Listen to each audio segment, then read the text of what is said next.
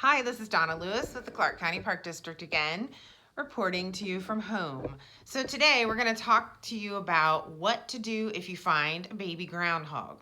So groundhogs, they cause all this damage. I know some of you out there are like, I don't like groundhogs. Who wants groundhogs around? Well, everything is here for a reason. And groundhogs do benefit us. And I'm going to read right from this document so you don't think I'm just making it up. All right? They control weed populations. They keep the grass somewhat mowed because of their foraging and grazing, and they till and aerate the soil for the next season. They keep to themselves for the most part and go to ground when people, pets, and yard workers approach. So usually people are more concerned about them when they burrow, when they're making a nest. So actually groundhogs do benefit us. These little guys, I know this one looks kind of funny, but this is my stuffed groundhog. You can't find a stuffed groundhog very easily. So we're going to use this guy. I needed the one from Caddyshack. So he is often not your favorite animal to have around. But I feel like my job a lot of times is to get you guys to appreciate the ones that aren't appreciated. So, groundhogs and skunks both like to burrow. We're going to talk about this for a minute before we talk about what to do if you find a baby. They burrow under cement slabs, like driveways, patios, and shed formations or foundations. Oh, that sounds terrible, okay? And that's what I hear all the time. I don't want these groundhogs causing damage. I've heard it from people that have worked at parks in the past. It may freak you out. Oh no, they're burrowing. They're going to destroy the foundation of our shed or house. But good news. They do not cause much damage when they burrow, all right?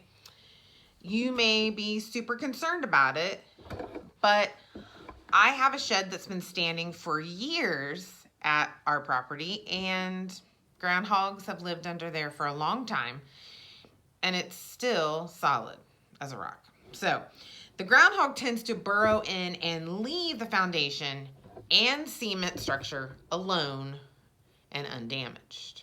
So good news. Maybe you don't have to worry as much, right? Shoo, good news, all right? Now, if you see a groundhog at your house, all right, if you see one of these out foraging near your house,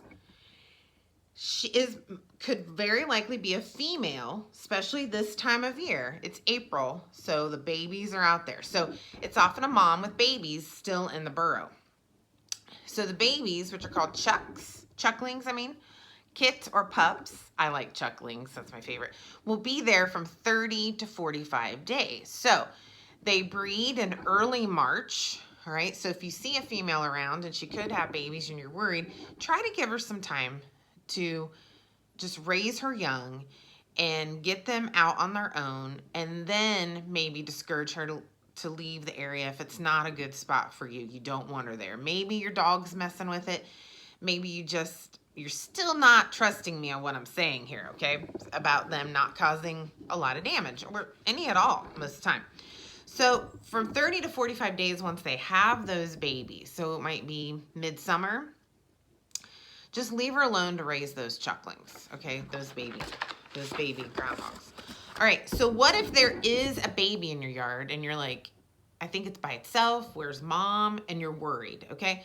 There are a lot of us that still, even though it's a groundhog, we worry because it's a baby. These guys are pretty cute when they're older. When they are babies, they look like little beanie babies, those Thai beanie babies, super cute. And even my father-in-law, when he saw one time when I was a rehabilitator, and I showed him one, he even fell apart. He would never admit that, but he thought that groundhog was cute. Watch from a distance for a while. So you're worried about the groundhog, don't go and grab it right away, okay? Give it some time. So watch from a distance for a while. See if it's acting okay, all right? If it's just laying there, that's not a good sign. Maybe it's just super small. Now, if a tiny baby is crawling out of its burrow, it's looking for mom, there's probably a problem. If it's a little older, sometimes they will just crawl out because mom's out grocery shopping, okay? She's foraging for some food. She needs to eat to keep those babies fed. So she is foraging. They, like I said, they eat lots of weeds and stuff out in our yards. And so babies might wander sometimes. You know, our kids wander, right? So the babies will wander from their mom. Sometimes they're not so much unlike our kids. And they get found and people think they're by themselves. So if you don't see mom for a while, try to find a burrow nearby that you think the baby may have come from and either coerce it to go, kind of, you know, shoo it that way. Especially if it's bigger and you don't want to really get bit by those teeth. They have some pretty good rodent teeth. Or if it's a little smaller and doesn't seem to be minding you, then put it over by the burrow. So if you don't end up seeing mom after a while, an hour or so, maybe longer, she might not be wanting to come back right away.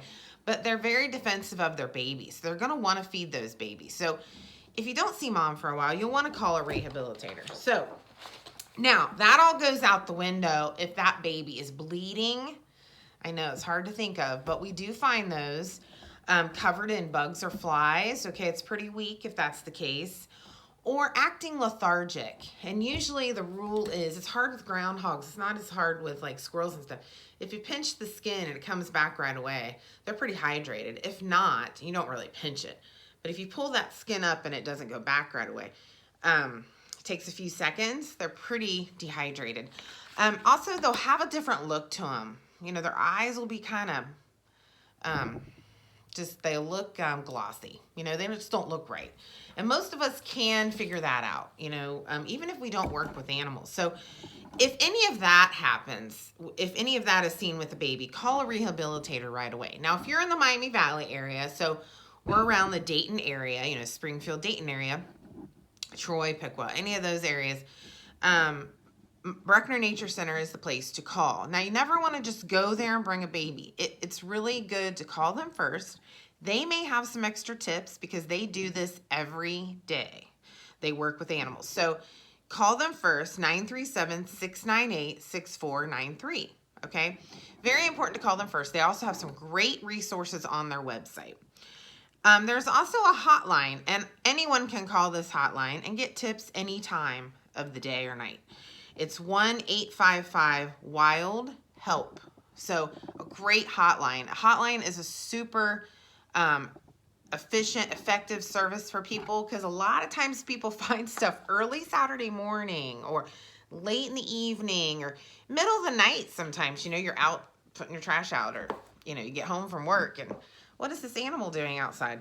So that's a great resource. You can always get online and look up resources. hsus.org, Humane Society, a great resource. Wild Again is a great resource. There's a lot of great resources out there for wildlife. Just make sure it's a respectable source that you're looking into, not somebody that just has a pet groundhog, you know, and they're like, oh, this is how you can keep it. No, it's not legal to do that. So it's best for that animal as well to be outside with mom. Okay, they want to be back with mom. So now if it does need help, you can place that baby in a box for like appropriate size box. If it's pretty small groundhog, you know, they can be pretty small. You can put it in a shoebox, but they can also be kind of beefy.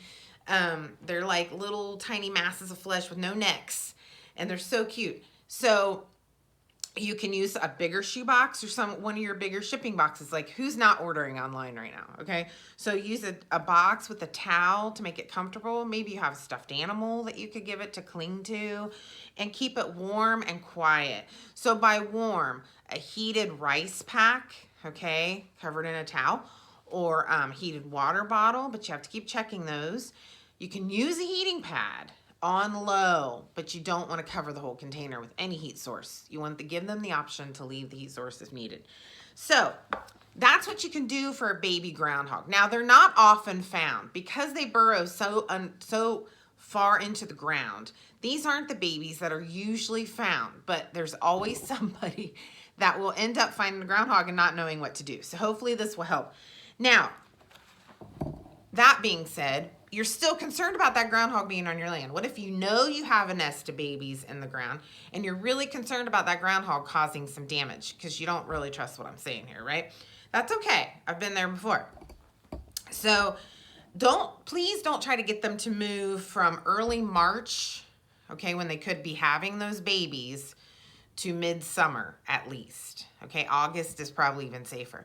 And just kind of observe what is happening. You'll probably see her coming in and out, and then you'll see some babies coming out, and see when that stops, okay, to try to get her to move. Now what you can do is use cat litter sprinkled near the entrance. Don't put it in there. Just sprinkle it near the entrance. Blood meal, yeah, you can get granules online. I use those to keep the rabbits out of our garden. You can also put ammonia-soaked rags in a baggie, poke holes in the baggie, and put that near the entrance. They don't like the ammonia smell. That's why cat litter helps.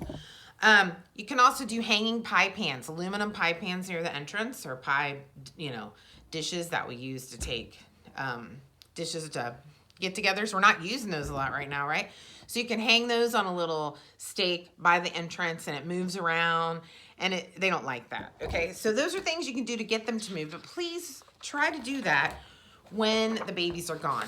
But the best thing to do with groundhogs is just to wait it out if there's babies, and just tolerance and patience, okay? Just understanding a little more about that animal is always going to help you feel better, okay?